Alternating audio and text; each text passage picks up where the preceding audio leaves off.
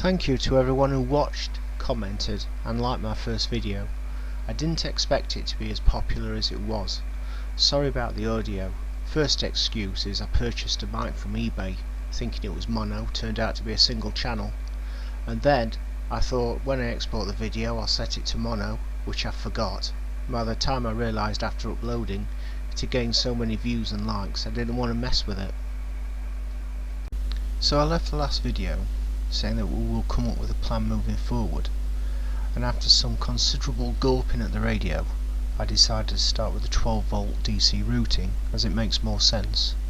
After all, when you draw a circuit diagram you most often draw the power rails first and then fill in the gaps. Different parts of the radio require 12 volts at different times, and some parts need 12 volts all the time. The digital section, for example the DDS, needs 5 volts. Here's the power supply connector on the exciter board. You can see top connection is ground, and then it says permanent 12 volts. 12 volts on transmit, 12 volts on receive. So it makes sense to start at this point, I think.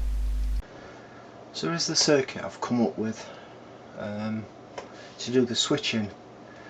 As you can see, uses a power connector on the input, and then these 4 output connectors, a relay, transistor, a voltage regulator for the DDS, small switching circuit, and some capacitors scattered around. The connector and the input connector will have a center pin ground, and these pins are in parallel, these pins are in parallel, 12 volts at the bottom, and PTT from the microphone. The 12 volts I figured would go to the 12 volt connector,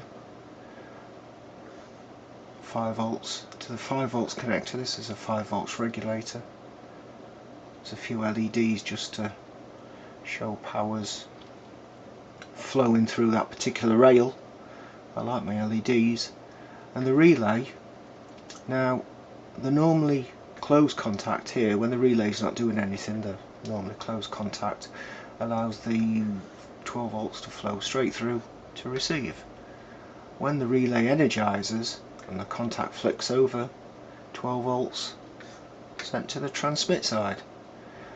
The PNP transistor, when you close your microphone, you press the microphone, the contact's ground in the microphone, switches this transistor to turn the relay. The small resistor here is just current limiting, and the little, well, the slightly larger resistor here is just to stop any odd goings on. Any RF knocking around could cause that transistor to switch. That just keeps it turned off. That resistor is much smaller, so it overpowers it when you need to and it turns the transistor on. Relays just to stop any EMF voltages, and there's a few capacitors scattered around just for, well, it's just good practice. Well, hopefully that's the circuit I propose to use for the switching. Well, there you go. Here's the circuit board I made in KiCad. M3 mounting holes. That's the input connector I spoke about, relay, and these output connectors. Regulator on the bottom so you can mount it against a flat surface of metal case or something for heat sinking. And LEDs, and a few capacitors. The dimensions, it's quite a compact board. It's roughly 41 millimeters by 60, so it's quite a small little board. Give you an idea what it looks like. So yeah, it's quite a cute little thing, isn't it? There is some surface mount resistors on the back. I chose to put them there just to keep the footprint of the board as small as possible. I'm not a huge fan of surface mount because I know a lot of people can't work with them or don't like to work with them. My eyesight's dreadful. My eyes may as well be painted on for what good they are. But I've got a gizmo. Hopefully, will make it easier. But yeah, quite a nice little circuit board that.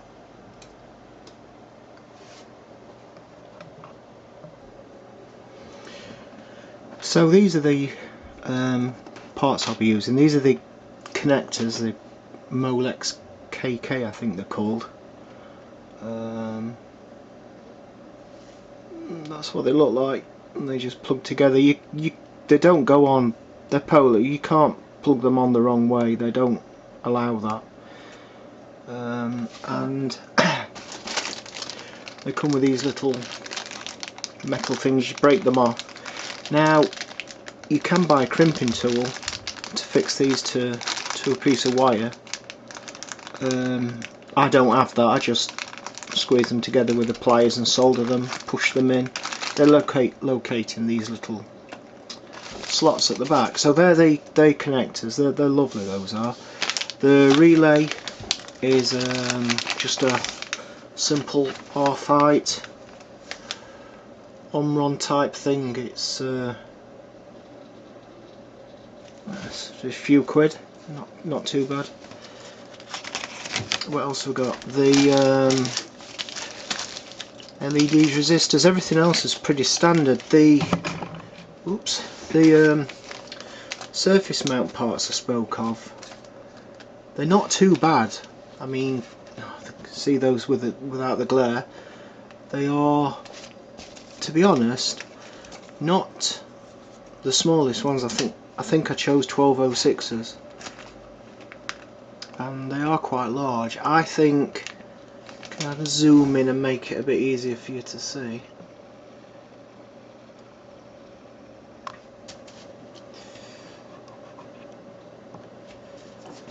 Oh, now the camera refuses to zoom at this. Anyway, you'll see them later on. They're not too bad. I think they're doable at 1206 without too much trouble. So here's a circuit board I've just made from the KiCad. I use the toner transfer method using this is just a SRBP, I think it's FR2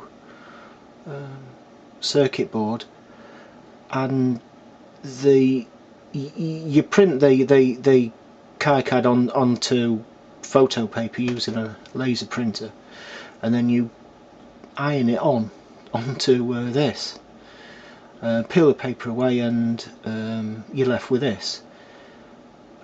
I'll do, if people are interested, I will do a video on toner transfer, because it really is, it's useful, it's quick, and once you get the knack, it's quite useful and effective. I've done quite a few. I've used it quite a lot in the past. For example, these radios and bits, just it works perfectly. These are just old, that's the controller from my old moon bounce days, azimuth and elevation. So as you can see, it works beautifully. Anyway, we'll etch this, shall we?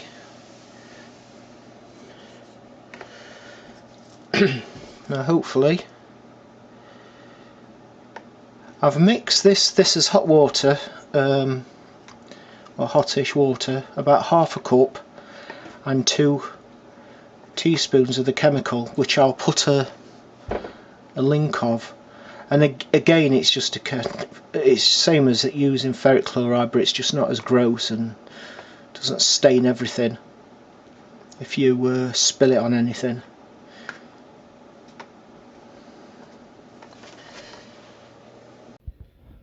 The battery's gone on the video camera, so I'm having to use my phone, but the circuit board's finished. Look, it's turned out not too bad at all.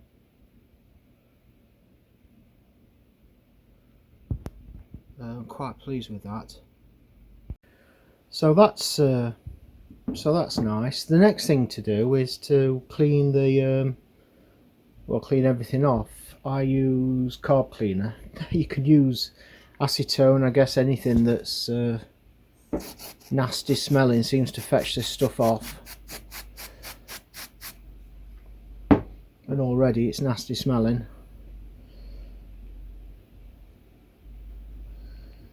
Hopefully everywhere where there was black will now be copper. Very difficult single-handedly. I will return.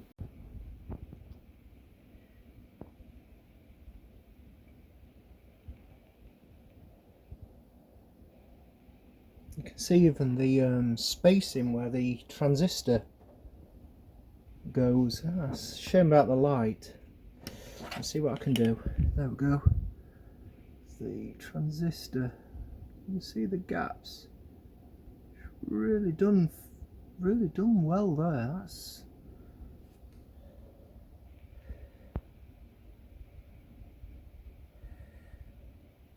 That's brilliant. That's really good. Here we are.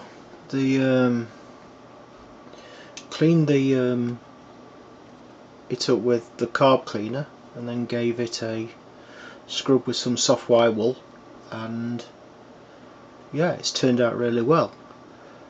You can see I've put 3 of the 4 surface mount components on, and I mentioned I've got a gizmo, so I'll zoom out a little bit. Oh, that's as much as I can. Here's the gizmo.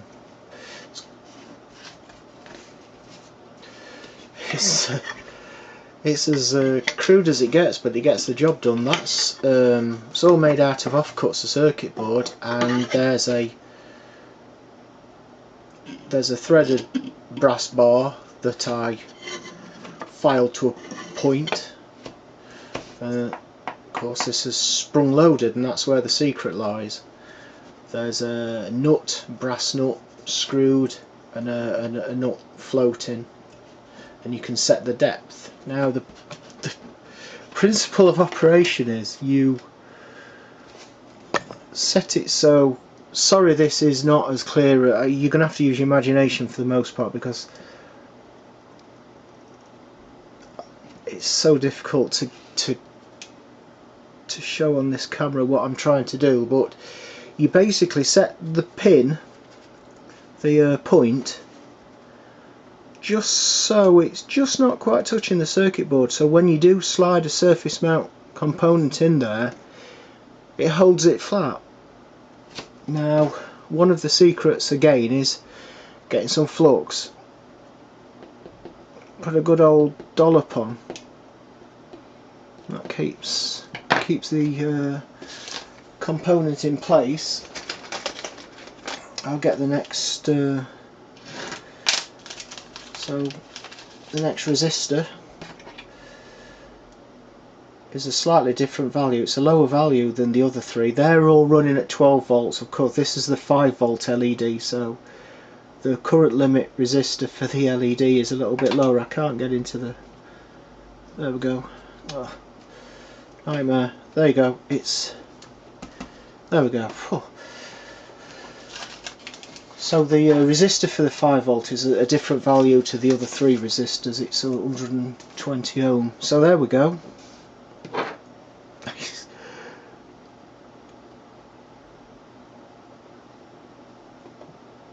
And you just get yourself some cheap tweezers from eBay and line it up. Now I have to use a magnifying glass, which I'll just do now.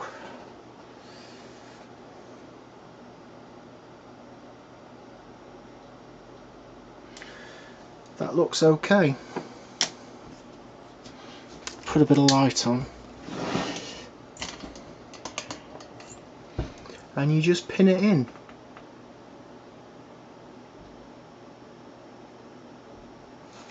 Just wants a bit tighter. It seems a faff, but once you've doing it off camera was so easy for the other three. Of course, I turn the camera on and everything's gone wrong. But I'm not normally a bumbling buffoon like this. Okay, get your iron in. I put a little dollop on the end of the iron, and then just let the flux do the work for you, like that. Again, a little bit on the end of the iron.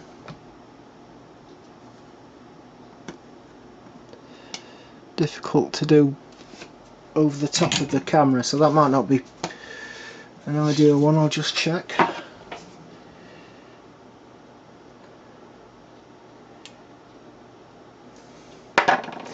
Not perfect, but I will correct it off camera. But there you go. That's you've got the idea. And obviously when you're not filming, this is just so much easier. I've not lined them up perfectly, but I want to get this video done as quick as I can. But there you go, easy peasy with one of these. Just a gizmo. You can make your own. If I was to do it again, I'd make this arm narrower. It feels like it gets in the way, but yeah, brilliant. So I've drilled the holes now, as you can see.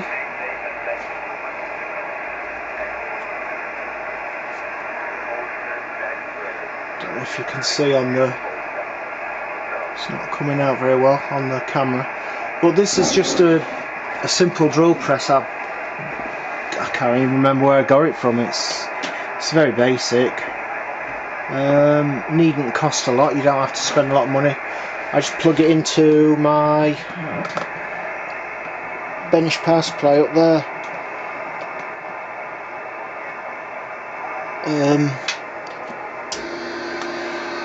10 volts seems to run it just right. So sorry, there we go. Yeah, so that's what I use. That's my setup, and that's the drill in there is 0.08, 0.8, that was it. Now I don't know, that's going to be good enough for most of the components. I think it might be a bit too small for the connectors, so I might have to widen those up. But and the 5-volt regulator, I think they're a bit more chunky, so I might have to just widen those out. We can try, I guess.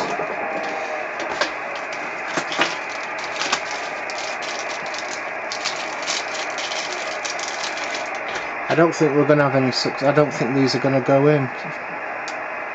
Oh, yeah, I think 1mm might be. No, oh, that's a shame. Okay, so not to worry. Widen those out. I don't have any 1mm drills left. I broke them all, so I have to go on eBay. Okay, that's it for now then. I'll go on eBay, get some more drills. I was just listening to 20 meters, by the way. I'll just spin it round. There was a station in Toronto, Canada. He's almost disappeared into the noise now. I was listening to him while I was drilling. He's pretty much gone now. The band was so active this afternoon. It's typical. Point the camera at the radio and everyone's disappeared. Oh, not to worry anyway. Okay, managed to get some drills off eBay. I've widened out all the connectors, the regulator and the diode. All the others are 0.8. So it's finished. There you go. That's a nice little compact board, that. Shall we get it tested? Live on TV. I'll just set it up. Okay, let's quickly wide it up. So we've got positive here going on to the connector. Put my multimeter. You see that Aldi's finest centre aisle multimeter there, finest purchase ever. This is the PTT. So switch it on. Oh, hang on, you can't quite see the LED. There we go. That's the multimeters. This is the multimeter. Now hey, no smoke. Let's get 12 volts. Oh, good guess. Alright, so we've got the LED, so we've got 12 volts, receive, transmits off, and 5 volts, which we can check. So 12 volts, perfect. 12 volts, perfect. There should be nothing. Perfect. And 5 volts. Perfect. So now if I put this on here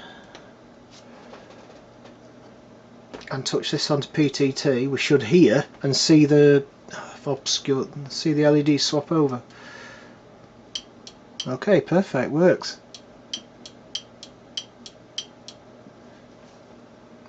Just the LEDs are a bit fiercely bright, but take the multimeter away. You see them change over. I don't know if you can see it on camera there. Excellent. So let's turn that off. All that's left now is to somehow find room for this in here somewhere, or even that way. Oh no, it's got to have the heat sink on it, hasn't it? So it's got to go that way. Excellent. Well, that's next video, so we'll get this thing wired up on the next video. Thanks, 7 threes.